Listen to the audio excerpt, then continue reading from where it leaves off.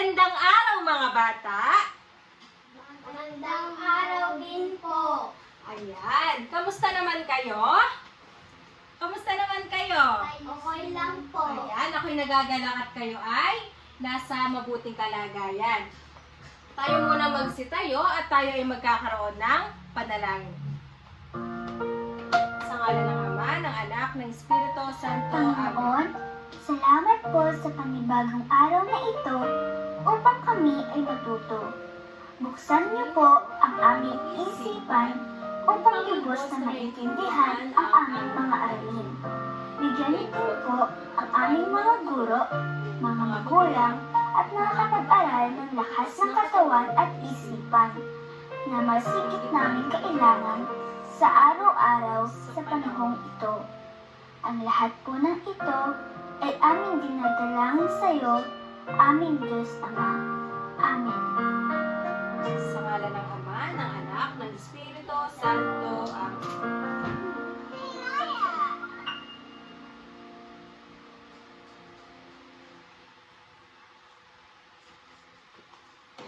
Magandang araw muli mga bata! Okay.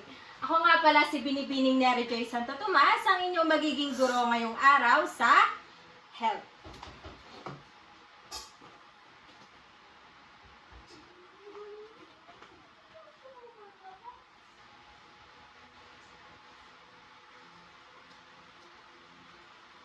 Ngunit bago tayo dumako sa ating talakayan, ay narito ang aking mga munting paalala. Makinig sa guro, itaas ang kamay kung mayroong sasabihin, maging mabait, magsabi ng totoo sa lahat ng oras, at maging responsable. Naiintindihan ba mga bata? Opo! Ayan, para naman sa ating attendance, tumingin sa inyong kanan at kaliwa. Meron bang absent ngayong araw? Meron po ba? Wala po! Ayan, magaling! Ako naman ay nagagalak at walang liban ngayong araw.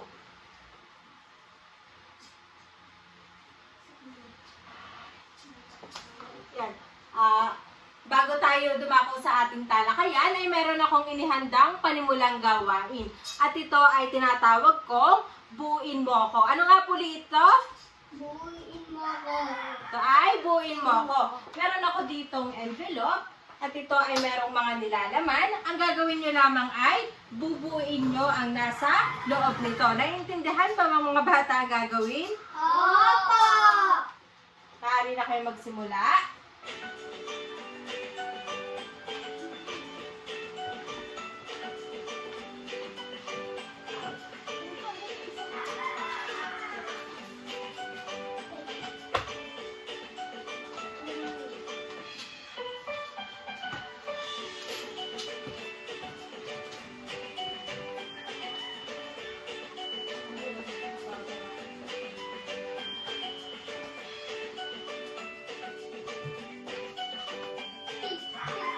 Gagawin nyo lamang ay bubuuin ninyo.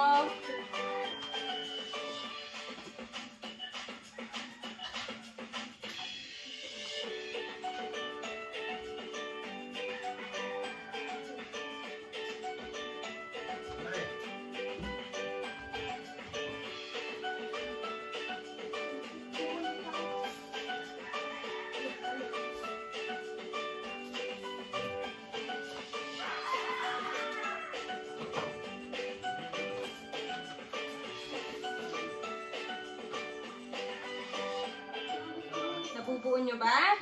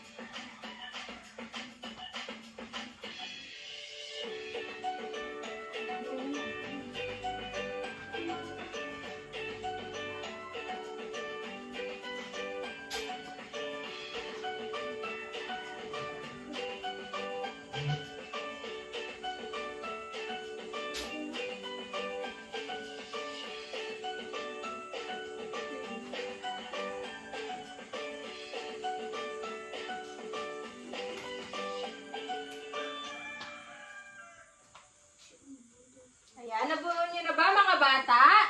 Opo! Dito nga sa unahan. Ang isa, ikaw nga Ral. Paano inyong nabuo? Dito nga sa unahan.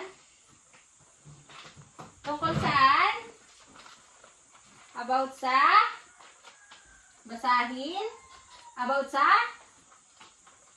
Pangalaga sa katawan. About sa pangangalaga sa katawan. Ayan, magaling. Bigyan ninyo ang inyong mga sarili ng 5 palakpak. 1, 2, 3, 4, 5. Ayan.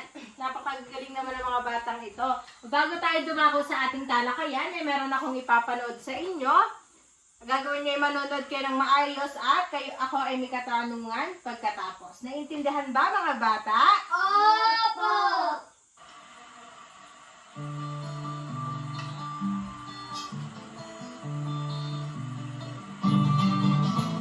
Kalusugan ay kayamanan, lagi nating tandaan.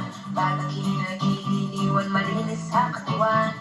Ang ngipin sipilyuhin, katawan ay kuskusin. Ang kuko ay gupitin, buhok ay Ito ang sukayin. ginagawa ng mga bata. Pang malinis ang katawan, malayo sa malumit mikrobyo. Kaya ito ang aking payo, upang sakit ay maiwasan. Pagpatuloy mo inyong paganda ng simulan. Malinis na pangangatawan, pananamit at sa paligid man.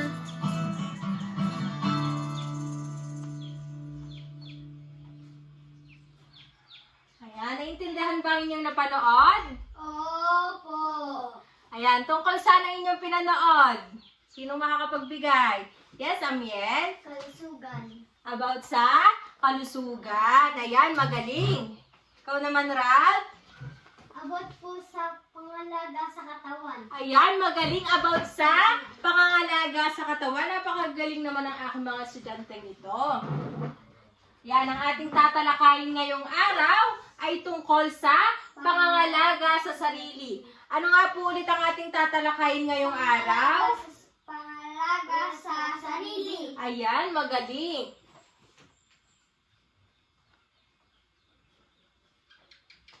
Ayan. Pangangalaga sa sarili. Ito ay ang pagkakaroon ng proper hygiene at pagpapalakas ng ating resistensya upang maiwasan ang mga karamdaman. Ang pangangalaga daw sa sarili, ito ay ang ating ginagawa sa araw-araw. Ito ang halimbawa nito ay ang paliligo sa paliligo, pagtututbrush, paghuhugas ng kamay. Ito ay para mapanatiling malinis ang ating katawan at para tayo ay makaiwas sa anumang karamdaman o sa anumang sakit. Naiintindihan ba mga bata? Opo! Sumunod naman. Sumunod naman, maligo araw-araw, mangyaring basahin. Ikaw, Amiel? Maligo araw-araw.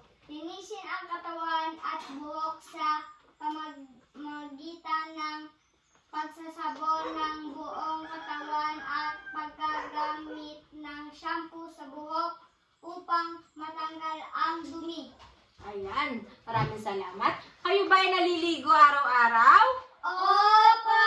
Napakagaling naman na kayo ay naliligo araw-araw dahil ito ay mahalaga dahil pag hindi kayo naligo araw-araw, anong mangyayari sa inyo? Babaho ang inyong katawan, magiging madumi. Dahil kayo nga ay bata, kayo ay mahilig maglaro sa labas, kailangan kayo ay naliligo araw-araw para matanggal ang mga dumi sa katawan. Ano nga? Opo! Ayan, sumunod naman, magsuot ng malinis na damit, mangyaring basahin. Ikaw, Ralph? Magsuot ng malinis na damit. Magsuot ng malinis na damit upang maging presko ang pakiramdam. Ayan, maraming salamat. Ang sumunod naman ay ang magsuot ng malinis na damit. Kayo ba ay nagpapalit ng damit pagkatapos maglaro? Opo! Ayan, kailangan kayo ay nagpapalit ng damit. Lalong-lalo na kapag kayo ay napapawisan sa labas upang maging presko ang inyong pakiramdam. Dahil pag kayo ay, halimbawa kayo ay naligo at hindi kayo nagpalit ng inyong damit, magiging presko pa din ba inyong pakiramdam? Hindi na, dahil madumi ang inyong sinuot. Kaya dapat ugaliin natin na tayo ay magpapalit ng damit upang maging presko ang ating pakiramdam. Naiintindihan ba mga bata? Opo! Ayan.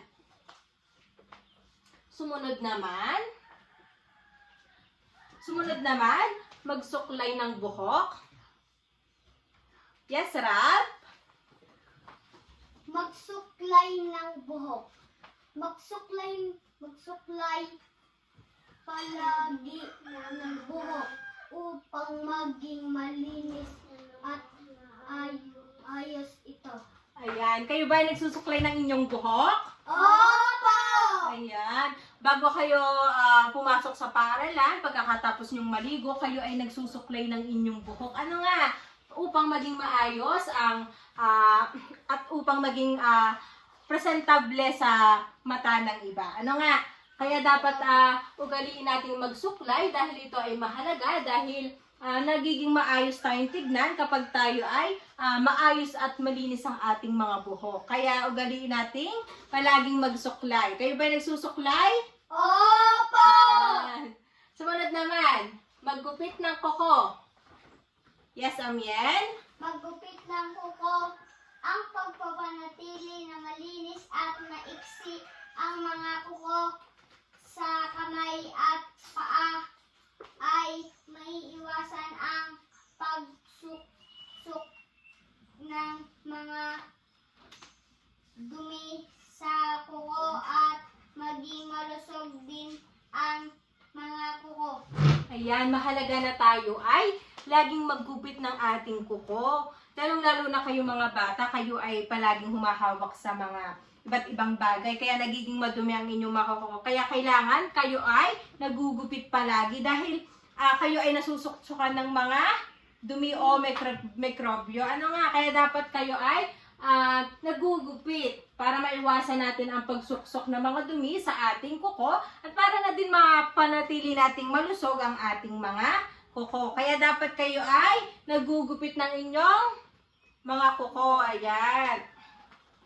Ang sumunod naman, mangyaring basahin na magsipilyo ng ngipin. Yes, Ralph? Magsipilyo ng ngipin. Magsipilyo ng ngipin. Palagi pagkatapos kumain. Ayan. Kayo ba ay nagsisipilyo ng ngipin, mga bata? Opo! Tunay ba? Kayo ba ay nagsisipilyo ng ngipin? Opo! Ayan. Mahalaga na tayo ay magsipilyo ng ngipin, mga bata. Lalo na pagkakatapos nating kumain. Dahil ay nagsisiksikan ng mga mikrobyo sa ating ngipin. Kaya dapat ugaliin nating magsipilyo o kaya tayo magsipilyo 3 beses sa isang araw upang mapanatiling malinis ang ating mga ngipin. Para din hindi bumaho ang ating mga hininga. Kaya kailangan ay magsipilyo tayo palagi ng ating ngipin upang mapanatili nating malinis ito. Sumunod naman, maghugas ng kamay, mangyaring basahin. Yes, Amiel? Maghugas ng kamay bago maghanda at kumain. Maghugas rin ng kamay pagkatapos magbanyo at paghumawak ng maruming bagay tulad ng basura upang maiwasan sa anumang mikrobyo. Ayan. Isa din ito sa mga halimbawa ng pangangalaga sa katawan ang maghugas ng kamay. Mahalaga ito, lalo na pag kayo ay pagkatapos nyong magbanyo. Kaya kailangan ay maghuhugas ng kamay dahil may mga germs pa sa ating kamay. Lalo na pag kayo ay hahawak ng mga maruruming bagay or kayo ay maglalaro sa labas. Nagiging marumi ang ating kamay, kaya ugaliin laging maghugas ng kamay para maging malinis ang ating sarili at maging malinis tayo. Palagi naiintindihan ba mga bata? Opo! Ayan, para sa ating panghuli, matulog ng tama sa oras. Mangyaring basahin. Yes, Ralph? Tumulog ng tamang oras. Tumulog ng ng Walo. 8 hanggang 10 oras sa gabi upang maging maganda at masigla ang inyong araw kinabukasan. Ayan. Ito din ay isa sa halimbawa ng pangangalaga sa katawan, ang matulog ng tama sa oras. Kayo ba ay natutulog ng tama sa oras? Anong oras kayo natutulog? Alas 8. Yan. Kailangan kayo ay natutulog ng maaga, ha? Lalo na kayong mga bata, kayo ay prone na sa mga gadgets. Kaya kailangan kayo ay matulog lagi ng maaga upang maiwasan ang eye bags. Yan. Para din kayo ay masigla kinabukasan sa mga gagawin ninyo. Ano? Kailangan kayo ay palaging natutulog ng tama sa oras. Naintindihan ba mga bata? Opo! Naintindihan ang pangangalaga sa katawan? Opo! Ayan, magaling.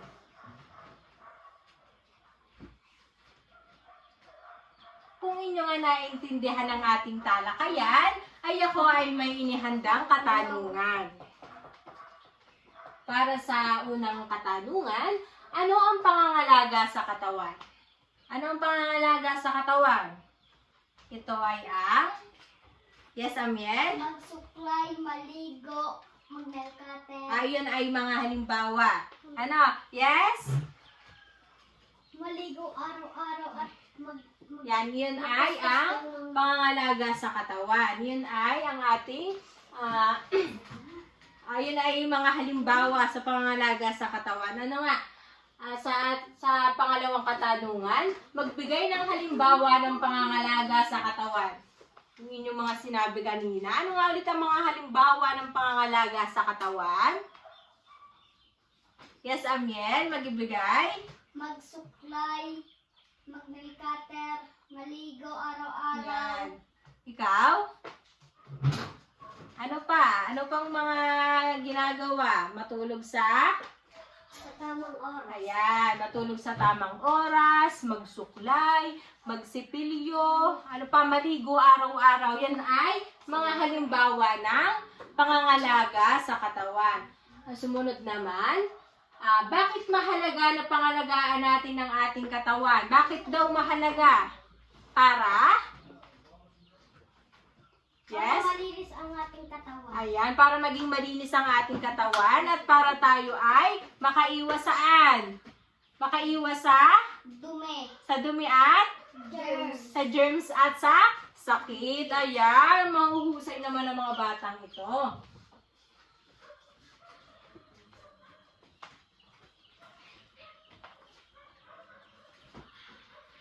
Ayan, tayo ay magkakaroon ng pangkatang gawain. Ito ang pangkat 1 at ito naman ang pangkat 2. Para sa pangkat 1, isadula ang mga ilang halimbawa ng pangangalaga sa katawan. Naiintindihan ba pangkat 1? Opo.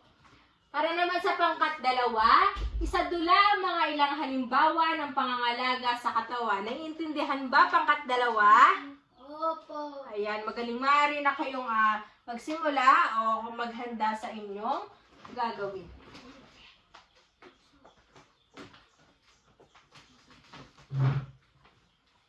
Tapos na ba mga bata?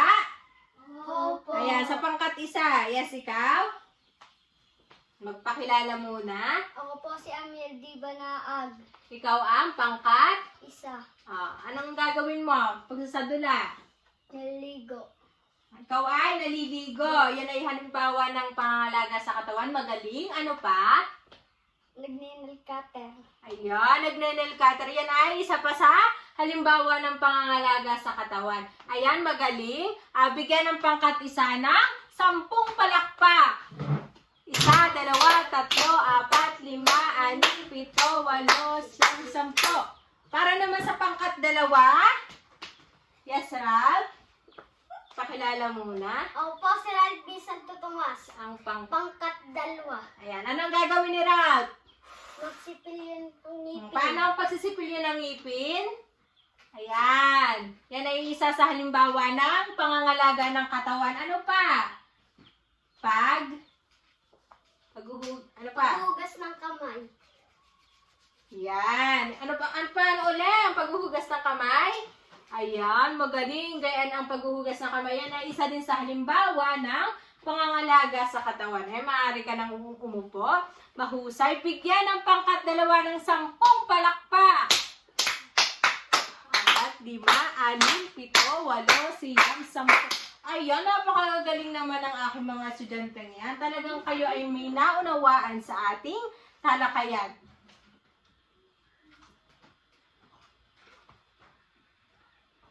Para naman sa ating maikling pagsusuli.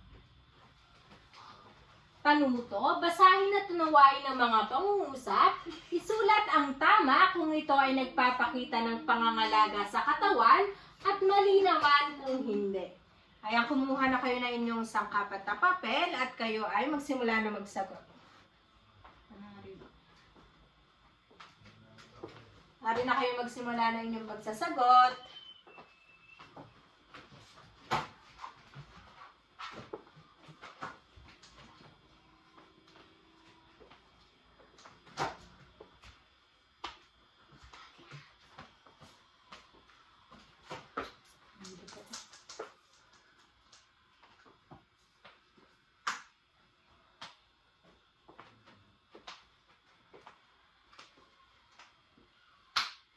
Tapos na ba mga bata? Opo. Para sa unang bilang, kumakain si Renmark ng masustansyang pagkain. Ito ba ay tama o mali? Yes, Rad? Tama po. Ayan, magaling ito ay tama. Para sa pangalawang bilang, naliligo araw-araw si John Ray. Yes, Amiel? Tama. Tama. At para sa pangatlong bilang, hindi naghuhugas ng kamay si Giselle bago kumain. Yes, Rad? Mali po. Mali. Tama. Yan ang inyong kasagutan. At sa pang-4 na bilang, nagsisipilyo si Daniela 3 beses sa isang araw. Ito ba ay tama o mali? Yes, Amiel? Tama. Ayan, tama. At sa huling bilang, nag-e-ehersisyo si Nicole sa umaga. Yes, Amiel? Tama. Ayan, napakagaling naman ng aking mga estudyante. Tunay naman na kayo ay may naunawaan sa ating talakayan.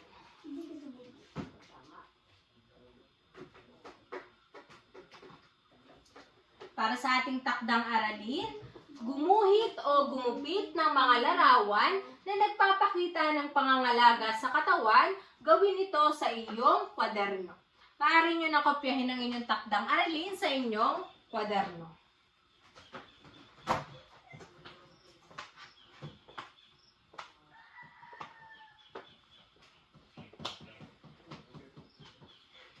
Nakopya na ba mga bata ang takdang aralin? Opo.